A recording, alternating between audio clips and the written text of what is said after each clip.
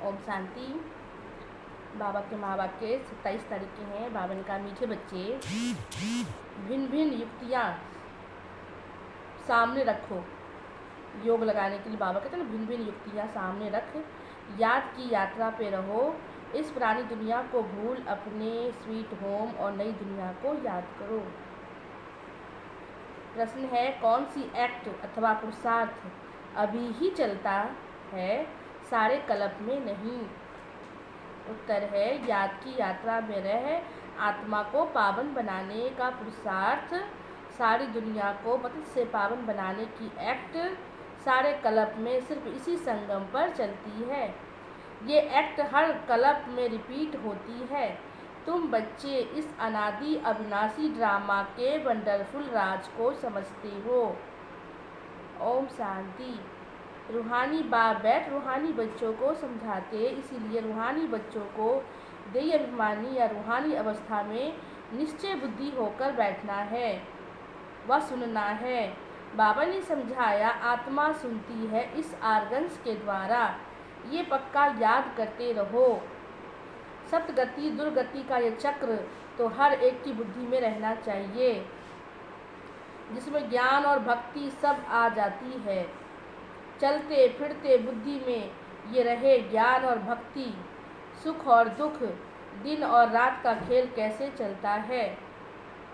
84 जन्मों का पाठ हम बजाते हैं, बाबा को याद करते तो बच्चों को भी याद में रहने का पुरुषार्थ बाबा कराते हैं।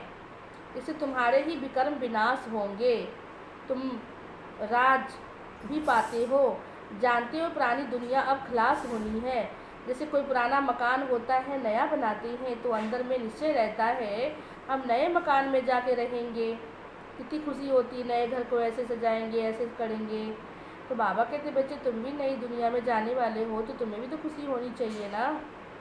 जैसे कोई पुराना मकान होता है तो नया मकान बनाते तो अंदर निश्चय रहता है अभी हम नए मकान में जाएंगे। फिर मकान बनने में कई वर्ष 2 लग जाते हैं। जैसे न्यू दिल्ली में गवर्नमेंट हाउस आदि बनते हैं, ज़रूर गवर्नमेंट कहेगी हम ट्रांसफ़र हो नई दिल्ली में जाएंगे। तुम बच्चे भी जानते हो ये सारी बेहद की पुरानी दुनिया है, अब जाना है कहाँ? नई दुनिया में। बाबा युक्तियाँ बताते हैं, ऐसी ऐसी युक्तियों से बुद्धि को याद की यात्रा में लगाना है। इस बाबा कहते हैं ना, एक तरह से योग लगाते लगाते कई बार बोर हो जाते हैं, नहीं लगता है, तो भिन्न भिन्न युक्तियाँ, भिन्न भिन्न खुशी हमारे अंदर होनी चाहिए, तो हमारा उमंग उत्साह बढ़ा रहता है और हमारा योग भी बहुत अच्छा लगता है। कई बार बाबा कहते प्राप्तियों को सामने रखो तो खुशी होती है और फिर हमारा योग भी बहुत अच्छा लगता है। हमको घर जाना, इसलिए स्वीट होम को याद करना है, जिसके लिए मनुष्य माथा मारते हैं। यह भी मीठे मीठे बच्चों को समझाया, ये दुख धाम अब ख़त्म होना है। भले तुम यहाँ रहे हो, परंतु ये पुरानी दुनिया पसंद नहीं है। भले बाबा कहते रहना पड़ता है यहाँ पर पुरानी दुनिया तुम्हें पसंद नहीं है। अब बाबा कहते इसका वैसे भी अंत है, नई दुनिया में जाएंगे। भक्ति मार्ग के तो कितने ढेर चित्र हैं, उनकी भेंट में तुम्हारे तो बहुत ही थोड़े हैं। तुम्हारे में ज्ञान मार्ग के चित्र जिसमें प्रदर्शनी समझाते हैं, अर्थ सहित ज्ञान है, इसको समझने से बाबा कहते नॉलेजफुल बन जाते हो। तुम्हारे ज्ञान मार्ग के चित्र है और सब भक्ति मार्ग के चित्र पर सारी भक्ति होती है। अब तुम्हारी है रियल चित्र, इसलिए तुम समझा सकते हो रॉन्ग क्या है, राइट क्या है। बाबा को कहा ही जाता है नॉलेजफुल। तुमको नॉलेज है, तुम जानते हो हमारे सारे कल्प में कितने जन्म होते हैं, ये चक्र कैसे फिरता है। तुमको निरंतर बाबा की याद और इस नॉलेज में रहना है। बाप तुमको सारे रचता और रचना की नॉलेज देते हैं, तो बाप को याद करना है। बाबा ने समझाया, मैं तुम्हारा बाप भी हूँ, टीचर भी हूँ और सतगुरु। तुम सिर्फ ये समझाओ। बाबा कहते हैं, तुम मुझे पतित पावन लिबरेटर गाइड कहते हो। कहाँ का गाइड? शांति धाम का, मुक्ति धाम का। वहाँ तक बाप ले जाकर छोड़ेंगे।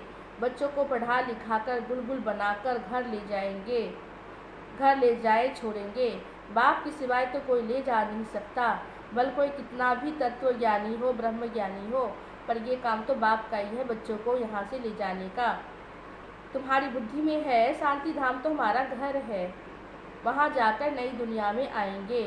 वो सब बाद में आने वाले हैं। तुम जानते हो कैसे सब धर्म नंबरवार आते हैं। पहले होता है आदि सनातन देवी देवता धर्म, उसके बाद फिर नंबरवार सब धर्म अपने अपने समय पर आते जाते हैं। सतयुग त्रेता में किसका राज्य था? एक राज्य था, एक धर्म था, एक भाषा थी, एक कुल थी। तो हमारा धर्म कौन सा था? आदि सनातन देवी देवता धर्म।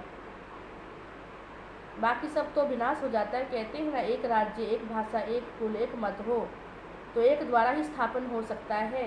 तुम बच्चों के बुद्धि में सतयुग से लेकर कलयुग अंत तक सारा ज्ञान है। बाप आकर कहते हैं पावन बनने के लिए पुरुषार्थ करो। आधा कल्प लगता है तुमको पतित बनने में, वास्तव में सारा कल्प ही कहे। याद की यात्रा से तुम अभी ये सीखते हो। ये है नई, वहाँ ये नहीं होता। देवताएं पतित से पावन होने का पुरुषार्थ नहीं करते, वो पहले राजयोग सीख यहाँ से पावन हो जाते। इसको कहा जाता है सुखधाम। तुम जानते हो सारे कल्प में सिर्फ अभी हम याद की यात्रा का पुरुषार्थ करते। फिर यही पुरुषार्थ अथवा जो एक्ट चलती है पतित दुनिया को पावन बनाने के लिए, फिर कल्प के बाद रिपीट होगा। चक्र को जरूर लगाएंगे ना। तुम्हारी बुद्धि में ये सब बातें हैं। ये एक नाटक है। यह नाटक सभी है ना। बाबा कहते अब तो हम समझते हैं ना पूरे नाटक का आदि मध्य अंत का। आत्माएं सब पाठधारी है, हम सब अपना अपना पाठ बजा रही हैं, है ना। तो अपने पाठ पर ध्यान देना है, कैसे पाठ बजाना है ना। अपने पे ध्यान देंगे तो हमारी सारी कमियां दूर हो जाती है।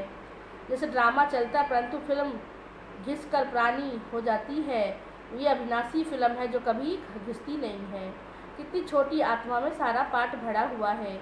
बाप तुम्हें कितनी गुई महीन बातें समझाते हैं। अभी कोई सुनते हैं तो कहते हैं ये तो वंडरफुल बातें समझाते हो। आत्मा क्या है वो भी समझा है। शरीर को तो सब समझते हैं। डॉक्टर लोग तो मनुष्य के हार्ट को निकाल कर बाहर रखते हैं, फिर डाल भी देते हैं। अगर हार्ट में आत्मा होती तो फिर ट्रांसफ़र कैसे हो जाता? तो आत्मा कहाँ रहती? भ्रिकुटी के बीच में। तभी कहते हैं भ्रिकुटी के बीच में चमकता है वो अजब सितारा। परंतु आत्मा का किसको पता नहीं। आत्मा पतित से पावन कैसे बनती कोई नहीं जानते। पतित आत्मा, पावन आत्मा, महान आत्मा कहते सब पुकारते हैं, हे पतित पावन आओ, आकर हमें पावन बनाओ। परंतु आत्मा कैसे पावन बनेगी? उसके लिए चाहिए अविनाशी सर्जन। आत्मा पुकारती है उसको। पुनर्जन्म रहित है वो। सिर्फ बाबा जो हैं पुनर्जन्म रहित है। आत्मा को पवित्र बनाने की दवाई उनके पास ही है। तो बच्चों को खुशी में रोमांच खड़े हो जाना चाहिए। भगवान पढ़ाते हैं जरूर तुमको भगवान भगवती बनाएंगे। भक्ति मार्ग में लक्ष्मी नारायण को भगवान भगवती ही कहते हैं। तो यथा राजा रानी तथा प्रजा आप समान पवित्र बनाते हैं। ज्ञान सागर भी बनाते हैं। अपने से जास्ती विश्व का मालिक बनाते हैं बाबा। डबल मालिक बनाते हैं ना बाबा के विश्व का मालिक। तो आदि सनातन देवी देवता धर्म स्थापन करने के लिए, जिसके लिए कहते हैं धर्म प्राय लोप हो गया। उनकी बर के झाड़ से कंपेयर करते हैं कि बर का झाड़ का बीज का पता ही नहीं है और पूरा जो है शाखा खड़ी हुई है जड़ बन के। ऐसे ही आदि सनातन देवी देवता धर्म का किसी को पता ही नहीं है। बाकी देखो इतने सारे धर्म हैं, पर असली कौन सा धर्म था वो हम भूले हुए हैं। धर्म कर्म को भूले हुए हैं, ढूंढ रहे हैं, जानते नहीं हैं। ये थुर है। ये कितने धर्मों की शाखाएं निकलती है। फाउंडेशन देवी देवता धर्म है ही नहीं, क्योंकि प्राय लोप हो गया। बाप कहते हैं धर्म है, परंतु धर्म का नाम फिरा दिया। पवित्र ना होने के कारण अपने को देवता कह नहीं सकते। ना हो तो बाप आकर रचना रचे ना। अभी तुम समझते हो पवित्र देवता थे, अभी पतित बने हैं। हर चीज़ ऐसी ही होती है। तुम बच्चों को भूलना नहीं चाहिए। पहली मुख्य मंजिल है बाबा को याद करने की, जिससे पावन बनना है। बोलते सब ऐसे हैं, हमको पावन बनाओ। ऐसे नहीं कहेंगे हमको राजा रानी बनाओ। तुम बच्चों को बहुत फक्र होना चाहिए। तुम जानते हो हम तो भगवान के बच्चे हैं। अभी हमको ज़रूर वर्षा मिलना चाहिए। कलप कलप ये पाठ बजाया, झार बढ़ता ही जाएगा। बाबा ने चित्रों पे भी समझाया। ये सतगति के चित्र तुम ओढ़ले ही समझा सकते हो। चित्रों पर समझाते हो। तुम्हारे इन चित्रों में सृष्टि के आदि मध्य अंत का राज आ जाता है। बच्चे जो सर्विस करने वाले हैं, आप सामान बनाते जाते हैं। पढ़कर पढ़ाने की कोशिश करनी चाहिए।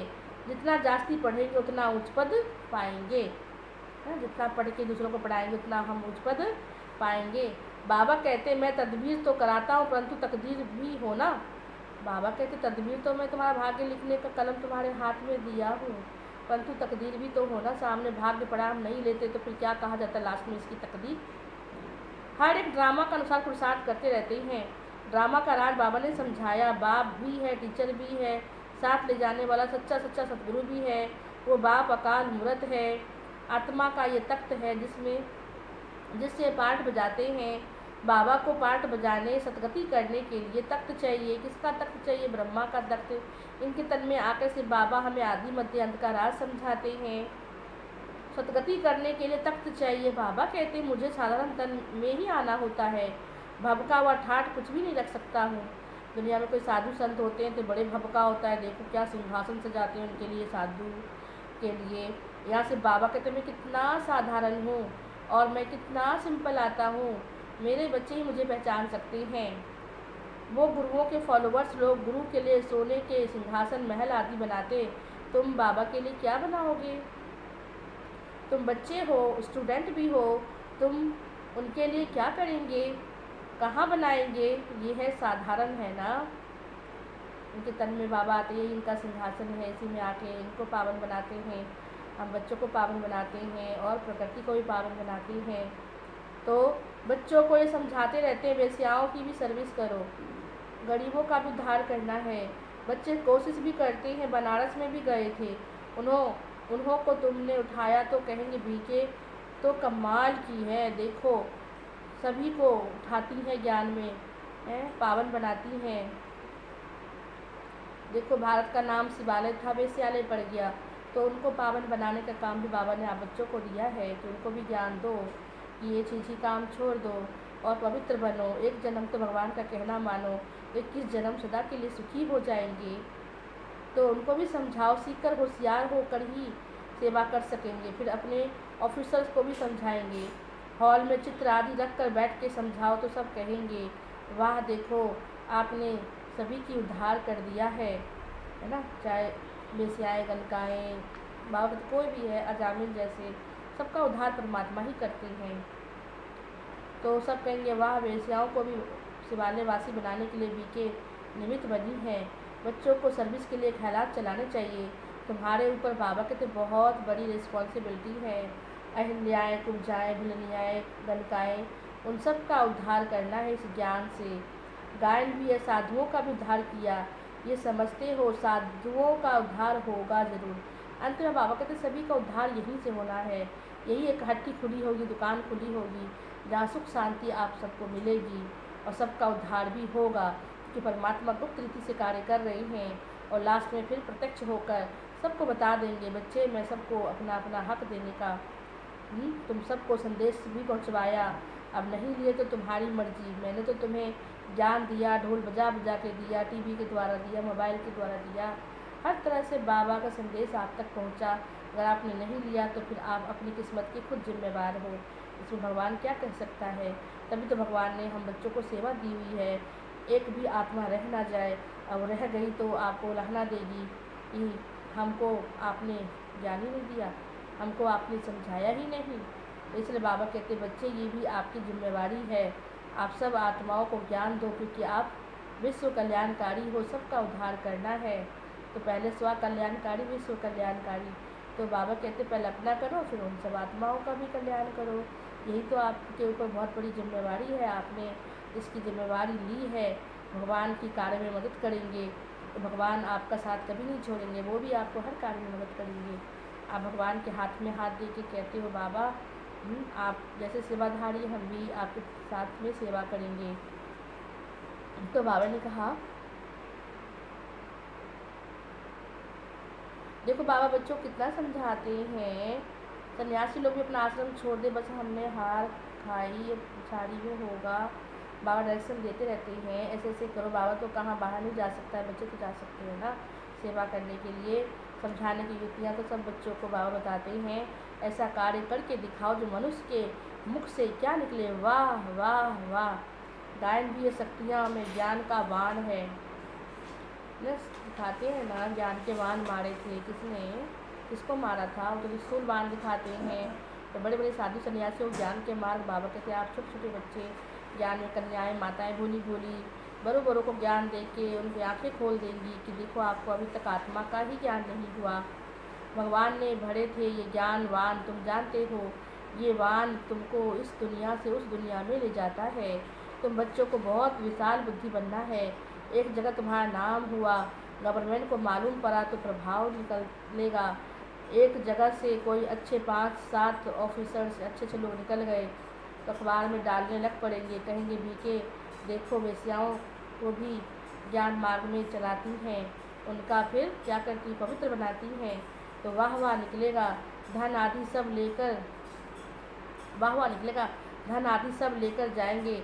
तुम धन क्या करेंगे, तुम बड़े बड़े सेंटर्स खोलेंगे। बाबा कहते तुम धन क्या करेंगे, आपकी सेवा में ही लगाओगे ना, बाबा के कार्य में मददगार बनोगे ना, तो इसलिए तुम धन क्या करेंगे, तुम बड़े बड़े सेंटर्स खोलेंगे। पैसे से चित्र आदि बनाने होते हैं, मनुष्य देखकर बड़ा वंडर खाएंगे, कहेंगे पहले पहले तो तुम प्राइज़ देनी चाहिए, पहले पहले आपको प्राइज़ देनी चाहिए, आप इतना अच्छा काम करते हो।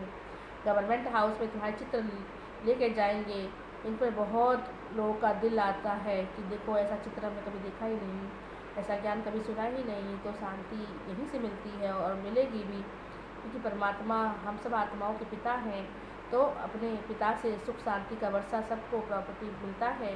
दुनिया में माँ बाप अपने बच्चों को सब कुछ देते हैं, यहाँ भी हमारा परम पिता परमात्मा माँ बाप है जो हमको सुख शांति का प्रॉपर्टी हम बच्चों को देते हैं और कहते हैं बच्चे ये आपका जन्म से अधिकार है, बच्चे लो आकर, ये आपका हक है। जो नहीं लेता है वो बाद में बहुत पछताता है ना। तो ये समय बहुत ही बहुमूल्य है, एक क्षण बाबा कहते बहुत ही बहुमूल्य है, इसे सफल करना है। तो बाबा ने कहा मनुष्य देवता कैसे बनाएंगे तुम जानते हो, कलप पहले भी लिया है वही ज्ञान लेंगे, इतना धन आदि सब छोड़ दे, मेहनत है ना। बाबा ने बताया हमारा अपना घर घाट मित्र संबंधी आदि कुछ भी नहीं, हमको क्या याद पड़ेगा सिवाय बाबा के, तुम्हें कोई याद नहीं पड़ना चाहिए। जहाँ जो चीज़ हमें बहुत अच्छी लगती है वहाँ बुद्धि बहुत जाती है, चाहे वो हमारे मित्र संबंधी हो, घर वाले हो, धन संपत्ति हो, कोई भी वस्तु व्यक्ति, कोई भी चीज़ आपको अगर खाने की चीज़ बहुत पसंद है तो उसमें बुद्धि जाएगी, पहनने की चीज़ पसंद है तो उसमें बुद्धि जाएगी, तो मित्र बहुत पसंद है उधर बुद्धि जाएगी, घर में कोई बहुत ही प्यारा है तो उधर बुद्धि जाएगी। तो बाबा कहते हैं अगर सब कुछ बुद्धि से छोड़ दिया, एक परमात्मा को याद किया तो उसके सिवाय बुद्धि कहाँ जाएगी। तभी तो पहले के लोग अपने बच्चों का नाम भगवान के नाम पे रखते थे, है ना, राम रखते थे, कृष्ण रखते थे और कोई हनुमान जी रखते थे, है ना, गणेश जी रखते हैं। क्यों रखते हैं, ताकि अंत समय भगवान का नाम मुख से निकलेगा और प्राण निकलेगा तो हमारा उद्धार हो जाएगा। तो ये तो हुए देहधारी के नाम, तो भगवान का नाम कैसे, भले लोगों ने नाम तो रख लिए हैं लेकिन भगवान को उस नाम रखने से भी अगर उस रूप में देखेंगे तो कितना उद्धार हो जाता है। एक नाम से ही तो परमात्मा के अंतकाल मेरे याद में ही शरीर छूटे तो कितना अच्छा है, लेकिन अंतकाल अगर कोई और याद आया तो फिर हमें वल योनि बार बार योनि उन्हीं के लिए लेना पड़ता है, फिर उनके लिए ही जन्म लेना पड़ता है, फिर से कर्म बंधन में आना ही पड़ता है। यहाँ बाबा का अंतकाल उस परमात्मा को सिमरो जिससे तुम्हें सुख शांति वर्षा उस परमात्मा से मिलेगा, प्राप्ति बहुत होगी। अंतकाल में कोई और याद आता है तो हमारे बहुत सारी चीज़ों से नंबर कट जाता है। इसलिए से बाबा हम बच्चों को रोज़ समझाते हैं अंतकाल में उस परमात्मा को ही याद करना है, उसके सिवाय किसी को भी याद नहीं करना है। वैसे भी कहते हो तन मन धन सब तेरा क्या लागे मेरा, जब उसी का है तो फिर बुद्धि से समर्पित कर दिया तो फिर बुद्धि किस में जाती है आपकी। इसका मतलब सिर्फ कहने मात्र कहते हो, समझते नहीं हो। अगर समझते हो तो फिर बुद्धि जाती क्यों है, ये सोचने वाली बात है और इस पर गौर भी करिए कि ऐसा क्यों। तो बाबा हम बच्चों को कहते हैं बच्चे अपने आप को देखो, जैसे कल की मुझे बाबा का अपने आप को किन किन बातों में ठगते हो वो चेक करो, अपने को पता ही नहीं है, अपने आप को खुद ही हम मियाँ मिठी बना लेते हैं, हम तो बहुत अच्छा प्रसादी बहुत अच्छा ज्ञानी है, पर अपने आप को चेक करो कि देखो अपने आप को खुद ही धोखा दे रहे हो। कोई आपको धोखा देता है तो आपको कितना दुख होता है, तो हम अपने आप को कितना ठगते हैं, तो अपने आप पे नज़र डालो तो आपको पता लगेगा कि हम अपनी कमाई खुद ही ख़त्म कर लेते हैं, अपने को ध्यान ना देने की वजह से।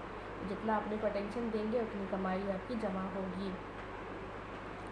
तो अपने में बहुत ध्यान देना है। बाबा कहते हैं यहाँ पर सब कुछ तुम्हारा एक्सचेंज हो जाता है, पुराने के बदले में बाबा सब कुछ नया नया देते हैं आपको। तो इसलिए बाबा कहते हैं देखो इतना धन आदि सब छोड़ दें, मेहनत है ना, बाबा ने बताया हमारा तो अपना घर घाट में तो संबंधी आदि कुछ भी नहीं, हमको क्या याद पड़ेगा सिवाय बाप के, तुम बच्चों के कुछ नहीं है, सब कुछ एक्सचेंज कर दिया, बाकी बुद्धि कहाँ जाएगी, बाबा को रख दिया, जैसे तुम हो वैसे हम पढ़ रहे हैं, सिर्फ रथ बाबा को लोन दिया है। तुम जानते हो पुरुषार्थ कर रहे हैं सूर्यवंशी घराने में पहले पहले आने के लिए। ये है ही नर से नारायण बनने की कथा। तीसरा नेत्र आत्मा को मिलता है, आत्मा पढ़कर फिर नॉलेज सुनकर देवता बन जाती है। ड्रामा अनुसार कल पहले भी मौफिक हम बाबा को याद में रहते हैं। सृष्टि चक्र को याद करना है, मतलब अपने को आत्मा समझना है और सृष्टि चक्र को भी याद करना है। हम पहले क्या थे, अभी क्या हैं और अब भविष्य में क्या बनने वाले हैं, इस पर भी बाबा कहते हैं नज़र डालो तो आपको पता रहेगा, है ना। पास्ट प्रेजेंट फ्यूचर तीनों ही पता है आपको। तो आप पास्ट को तो जो हो गया सो हो गया, लेकिन अभी प्रेजेंट में अच्छे कर्म करेंगे तो भविष्य आपका बहुत अच्छा होगा। तो इस पर अपनी नज़र डालें। सृष्टि चक्र को याद करना, पुरानी दुनिया को बुद्धि से भूलना है। अच्छा, मीठे मीठे सिकिलधे बच्चों प्रति माता पिता बाप दादा का याद प्यार और गुड मॉर्निंग। रूहानी बाप की रूहानी बच्चों को नमस्ते, रूहानी बच्चों की रूहानी बाप को नमस्ते नमस्ते नमस्ते। धारणा के लिए मुख्य सार, बुद्धि में रहे अब हमारे लिए नई स्थापना हो रही है, नई दुनिया की स्थापना हो रही है ना। तो बुद्धि में रहे अब हमारे लिए नई स्थापना हो रही है। ये दुख की पुरानी दुनिया ख़त्म हुई की हुई, ये दुनिया बिल्कुल पसंद नहीं आती, अब रहने लायक ही नहीं रहेगी ना, फिर पसंद भी नहीं आती है। दूसरा, जैसे बाबा ने अपना सब कुछ एक्सचेंज कर दिया, जैसे ब्रह्मा बाबा ने अपना सब कुछ एक्सचेंज करके नया ले लिया, ऐसे बाबा की तो तुम भी बुद्धि से समर्पित कर दो तो बाबा सब कुछ आपको नया देगा। जो भी करना है बाबा कहते कर लो, फिर पछताते ही रह जाओगे। अभी जो सफल कर लेगा उसको बाबा दुगना तिगुना देगा, है ना। तो जैसे बाबा ने अपना सब कुछ एक्सचेंज कर दिया तो बुद्धि कहाँ नहीं जाती, ऐसे फॉलो फादर करना है। दिल में बस यही चाहना रहे अब मनुष्य को देवता बनाने की सेवा करें और इस वेश्यालय को शिवालय बनाने में बाबा के मददगार बने। आज का वरदान है, मुरली के राज द्वारा माया को सरेंडर कराने वाले मास्टर मुरलीधर भव। मुरली के राज द्वारा माया को सरेंडर कराने वाले मास्टर मुरलीधर भव। मुरलियाँ तो बहुत सुनी है, अब ऐसे मुरलीधर बनो जो माया मुरली के आगे निछावर हो जाए। बाबा कहते हैं मुरली तो बहुत बड़ी है, अब मुरली में रस लेके मुरली के समान बनना है ना, निछावर सरेंडर हो जाए। मुरली के राज का साज अगर सदैव बजता रहे तो माया सदा के लिए आपके आगे सरेंडर हो जाएगी। माया का मुख्य स्वरूप कारण के रूप में आता है, ये कारण वो कारण ऐसा कारण। जब मुरली द्वारा कारण का निवारण मिल जाएगा तो माया सदा के लिए समाप्त हो जाएगी। कारण ही खत्म हो गया तो माया कहाँ से आएगी। कारण खत्म अर्थात माया भी खत्म। अब कारण तो हम ही करते हैं, माया को आने का इन्विटेशन देते हैं, फिर भेजने के लिए बाबा से योग लगाते हैं। तो बाबा कहते हैं मुरली सुनो तो नॉलेज के आधार से माया को जीत सकते हो और जगत जीत भी बन सकते हो। स्लोगन है अनुभवी स्वरूप बनो। बाबा कहते हैं ना हर बात का अनुभव करो, है ना। मुरली के रस में खो जाओ तो बाबा कहते हैं इसका अनुभव करो ना, कैसे खो जाते हैं। जैसे दिखाते हैं जो कृष्ण जी बांसुरी बजाते थे तो गोपिकाएँ कैसे मतलब शुद्ध बुद्धि नहीं रहती थी, इतना खो जाती थी। ऐसे ज्ञान की मुरली परमात्मा बजाते हैं, इसको सुनकर हमारे भी बाबा कहते हैं उस परमात्मा से लगन लग जाए, है ना। उस लगन में हम अगन बहुत लगन की अगन जलेगी तो हमारे विकर्म भी विनाश हो जाएंगे। तो बाबा ने कहा माया का सदा के लिए समाप्त हो जाएगा, कारण खत्म अर्थात माया खत्म। स्लोगन है अनुभवी स्वरूप बनो तो अनुभवी स्वरूप बनो तो चेहरे से खुश नसीबी की झलक दिखाई देगी, है ना। अनुभवी स्वरूप बनो तो चेहरे से खुश नसीबी की झलक आपको दिखाई देगी। क्योंकि हम सुनते तो हैं लेकिन उसका अनुभव नहीं करते, सिर्फ चेहरे से खुशी वो नज़र ही नहीं आती है ना, वो फलक नज़र ही नहीं आती, दूसरे कैसे खुश होंगे। तो बाबा कहते हैं आप खुश रहेंगे तो आपको देख के दूसरे भी खुश रहेंगे। तो अनुभवी स्वरूप बनो तो चेहरे से खुशनसीबी की झलक दिखाई देगी। आपने इतना बड़ा भाग्य प्राप्त किया, परमात्मा ने आपको इतना बड़ा भाग्य दिया, लॉटरी दिया, तो आपको कितना खुश रहना चाहिए, सदा खुश रहना चाहिए। अच्छा, ओम शांति।